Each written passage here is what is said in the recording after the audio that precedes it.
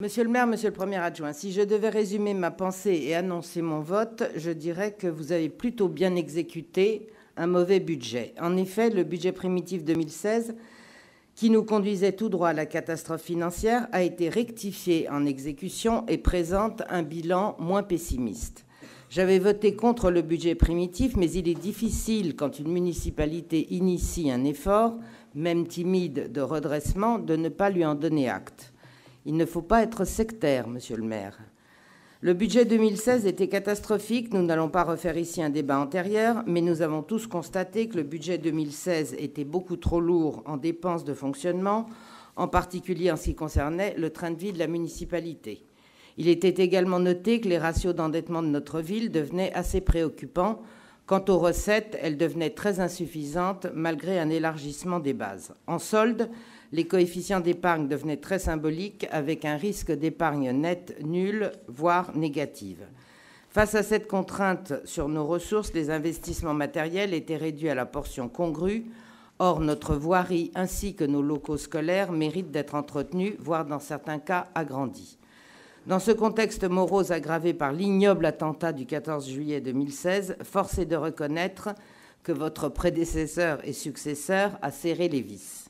Concernant les dépenses de fonctionnement, on constate que les dépenses réelles totales 2016 sont en baisse de 2,7% par rapport aux prévisions, 512,5 millions d'euros contre 526,5 millions d'euros du budget primitif.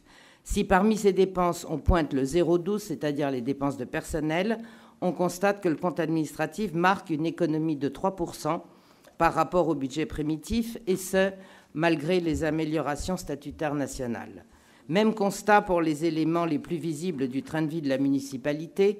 Le principal compte fêtes et cérémonies 6232 n'a été utilisé qu'à 93%, ce qui laisse quand même 1 500 000 € de dépenses par an. C'est quand même pas une paille. Je suis certaine qu'avec une opposition vigilante et constructive, vous allez accentuer votre cure d'amaigrissement. Je parle du budget, bien sûr.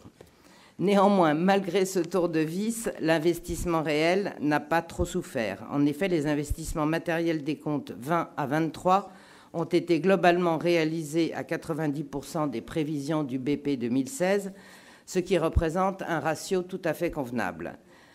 Cet investissement reste certes apathique, mais il augmente en réalité par rapport à 2015, 80,8 millions d'euros en 2016 contre 68 millions d'euros en 2015, soit 22% d'augmentation. C'est certes insuffisant, mais en 2016, l'investissement réel n'a pas été une variable d'ajustement. Même constat nuancé concernant la dette.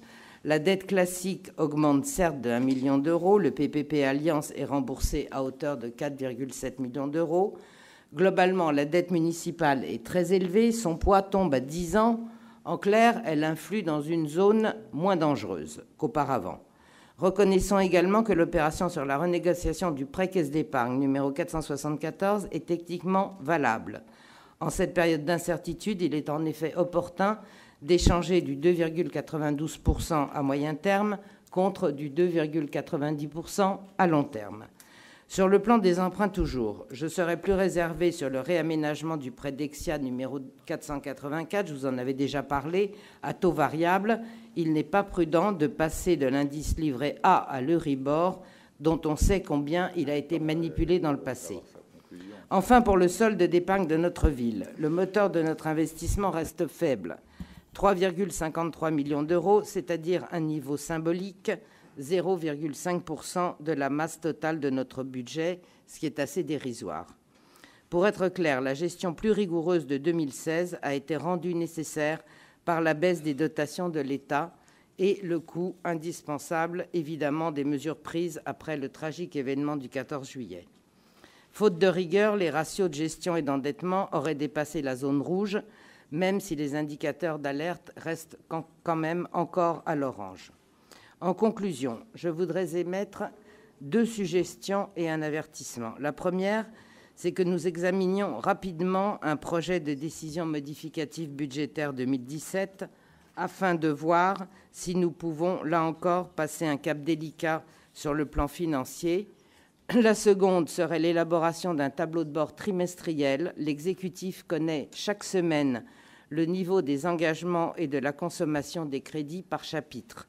Une synthèse trimestrielle permettrait aux élus de constater soit les efforts accomplis, soit les dérives à corriger. Et enfin, un avertissement, mais nous y reviendrons la semaine prochaine lors de notre conseil métropolitain.